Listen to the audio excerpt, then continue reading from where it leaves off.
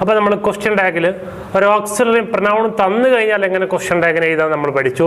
Auxiliary ഇല്ലെങ്കിൽ എങ്ങനെ question ടാഗിനെ എഴുതാൻ നമ്മൾ പഠിച്ചു.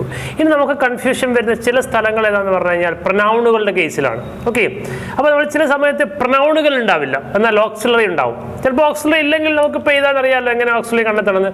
ക്വസ്റ്റ്യൻ നോക്കാം നമുക്ക്.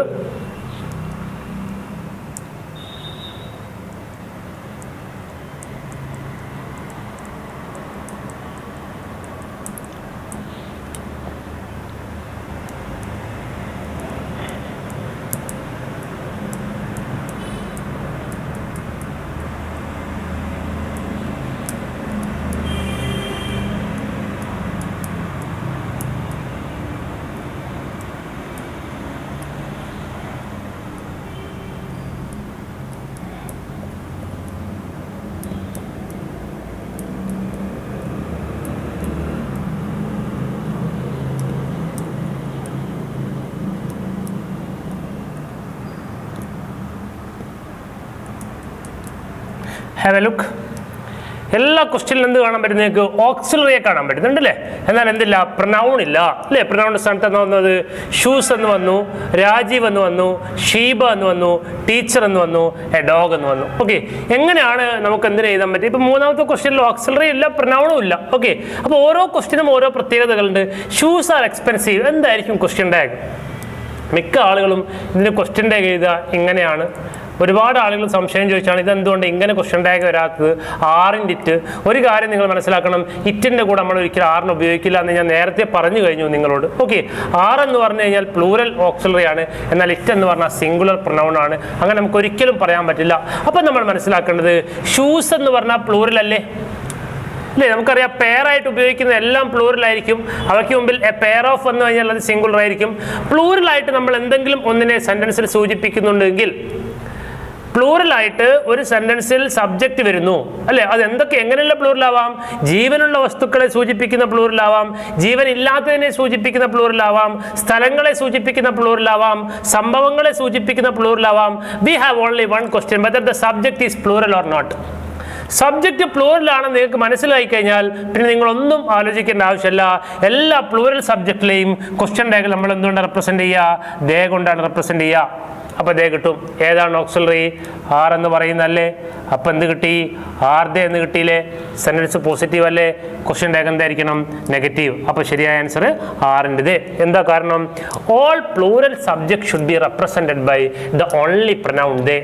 എല്ലാ പ്ലൂറൽ സബ്ജക്റ്റുകളെയും ക്വസ്റ്റ്യൻ ടാഗിൽ നമ്മൾ എന്തുകൊണ്ടാണ് റെപ്രസെന്റ് ചെയ്യുക? ദേ കൊണ്ടാണ് റെപ്രസെന്റ് ചെയ്യുക. അപ്പോൾ അത് ജീവനുണ്ടോ ഇല്ലേ എന്നുള്ള എന്താണ് ഒരു വിഷയമല്ല. നമുക്ക് പ്ലൂറലാണെന്ന് ബോധ്യപ്പെട്ടാൽ അതിനെ റെപ്രസെന്റ് ചെയ്യാൻ വേണ്ടി ക്വസ്റ്റ്യൻ ടാഗിൽ നിങ്ങൾ എന്ത് ചെയ്യണം? ദേ എന്ന് എഴുതണം. അടുത്ത question, Rajeev is a manager അല്ലേ. രാജീവ് എന്ന് പറഞ്ഞാൽ നമുക്കറിയാം അത് ഏത് ജെൻഡറിനെ സൂചിപ്പിക്കുന്നു?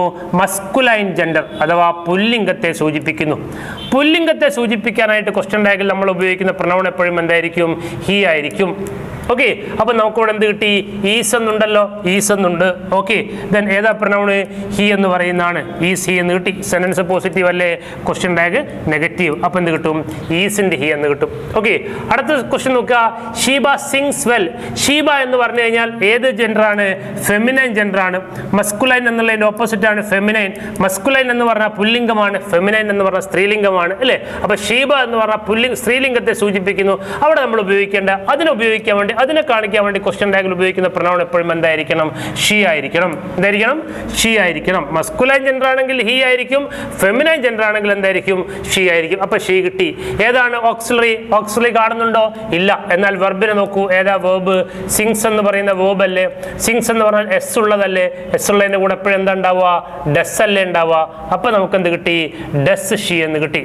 സെന്റൻസ് പോസിറ്റീവ് അല്ലേ, ക്വസ്റ്റ്യൻ ടാഗ് നെഗറ്റീവ് ആയിരിക്കണം. അപ്പൊ എന്താവും? ഡസിന്റെ ഷീ എന്നാവും.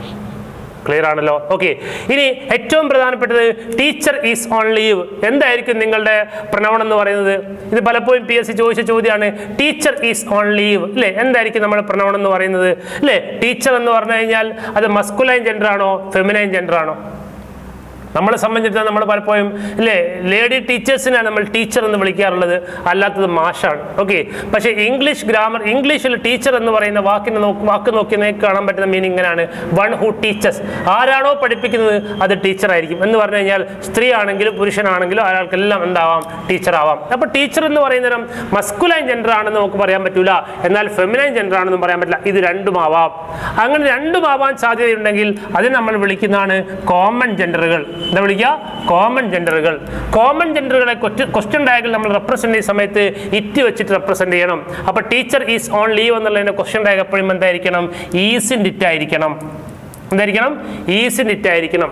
ഇതിന് സാധാരണ PSC ഉപയോഗിക്കുന്നത് ഒന്ന് ചൈൽഡ് എന്ന് പറയുന്ന വാക്കാണ്, മറ്റൊന്ന് ടീച്ചർ എന്ന് പറയുന്ന വാക്കാണ്, മറ്റൊന്ന് കിഡ് എന്ന് പറയുന്ന വാക്കാണ്, മറ്റൊന്ന് ഇൻഫാന്റ് എന്ന് പറയുന്ന വാക്കാണ്. ഇങ്ങനെയുള്ള വാക്കുകളൊക്കെ നമ്മൾ ക്വസ്റ്റ്യൻ ടാഗിൽ എപ്പോഴും എന്തുകൊണ്ടാണ് റെപ്രസെന്റ് ചെയ്യുക? ഇറ്റ് കൊണ്ടാണ് റെപ്രസെന്റ് ചെയ്യുക. ഓക്കെ, ഇനി ഇതെന്താണ് ഒരു മെയിൽ ടീച്ചർ എന്ന് പറയുന്നത് വിചാരിച്ചു, ഒരു ജെൻസ് ടീച്ചർ എന്ന് പറയുന്നത് വിചാരിക്കുക. അങ്ങനെയല്ലോ പറഞ്ഞത്, വെറും ടീച്ചർ എന്നല്ലേ. ജെൻസ് ടീച്ചർ ആണെങ്കിൽ നമുക്ക് ഹി എന്ന് എഴുതാം അല്ലേ. ദെൻ ഫീമെയിൽ ടീച്ചർ എന്നാണെങ്കിൽ നമുക്ക് എന്ത് എഴുതാം? ഷീ എന്ന് എഴുതാം. അങ്ങനെയൊന്നും പറഞ്ഞിട്ടില്ല, വെറും ടീച്ചർ എന്നേ പറഞ്ഞേക്കുള്ളൂ. കോമൺ ജെൻഡർ ആണ്, ഇറ്റ് കൊണ്ട് റെപ്രസെന്റ് ചെയ്യണം. ഓക്കെ, അടുത്ത് നോക്കുക. A dog is barking outside അല്ലേ.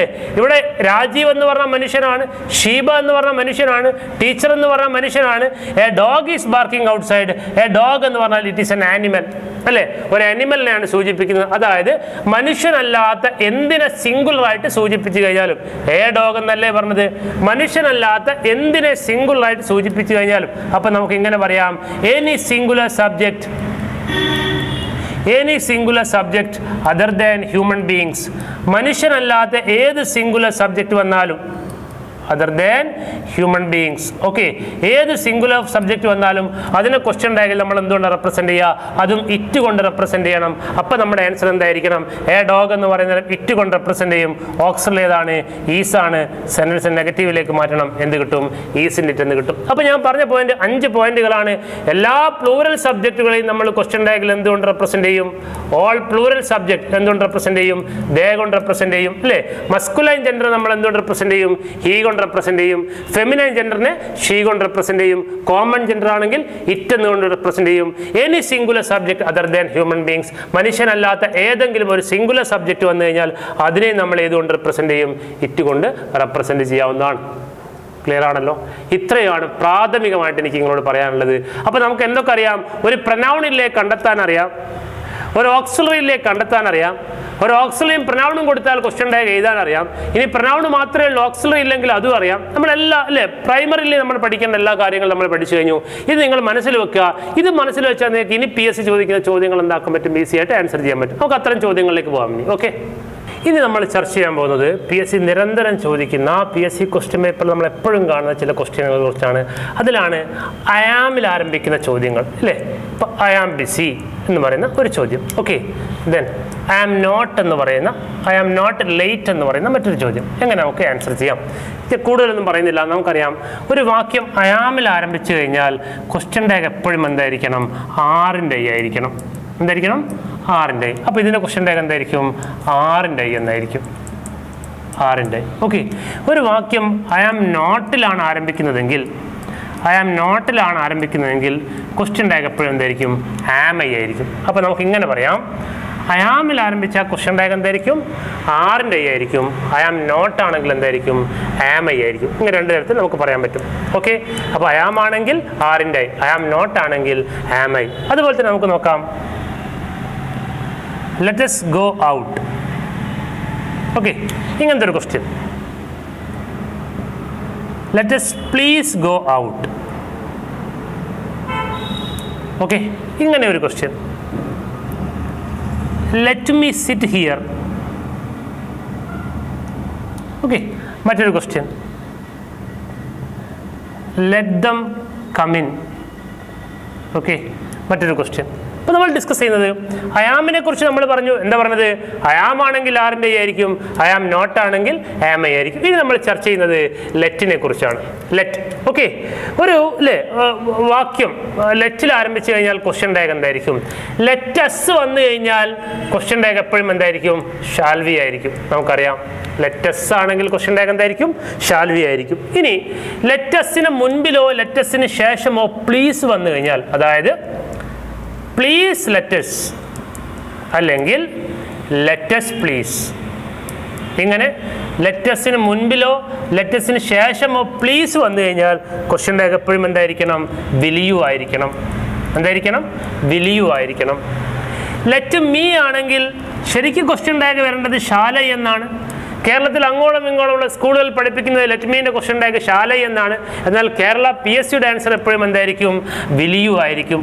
ലെറ്റ് മീയിൽ ആരംഭിച്ചു കഴിഞ്ഞാൽ ക്വസ്റ്റ്യൻ ടാഗിൽ നിങ്ങൾ എന്ത് എഴുതിക്കൂടാ? വിൽ യു എന്ന് എഴുതിക്കൂടാ. കേരള PSCയുടെ ആൻസർ അതാണ്. ഓക്കെ, ദെൻ അടുത്തത്.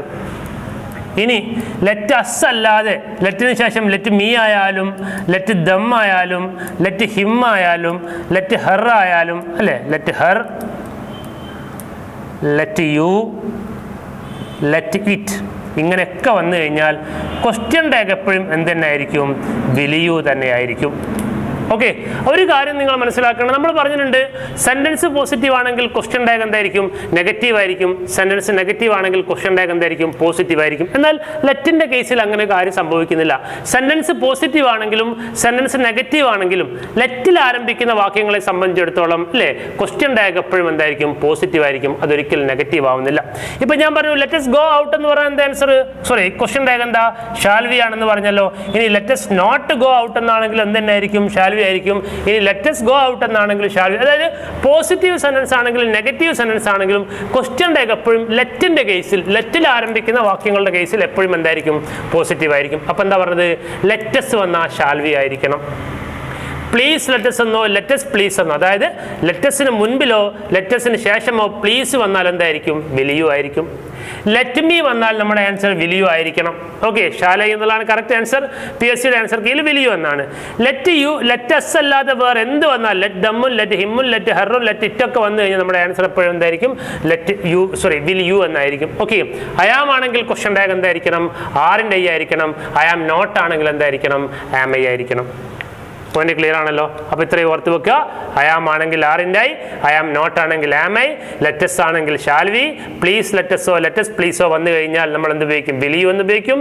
ലെറ്റ് മീ ആണെങ്കിൽ will you, let them, let him, let her, let you, let it, ഇതൊക്കെ വന്നു കഴിഞ്ഞാൽ നമ്മൾ എന്തിനു ഉപയോഗിക്കും? വിൽ യു എന്ന് ഉപയോഗിക്കും. ഓക്കെ, ഒരു പോയിന്റ് കൂടി ഓർത്ത് വെക്കുക. ലെറ്റ് വന്നു കഴിഞ്ഞാൽ എന്തായിരിക്കും? സെന്റൻസ് പോസിറ്റീവ് ആണോ നെഗറ്റീവ് ആണോ നോക്കേണ്ട ആവശ്യമില്ല. സെന്റൻസ് പോസിറ്റീവ് ആണെങ്കിലും സെന്റൻസ് നെഗറ്റീവ് ആണെങ്കിലും ക്വസ്റ്റ്യൻ ടാഗ് എപ്പോഴും പോസിറ്റീവ് ആയിരിക്കും. ഓക്കെ.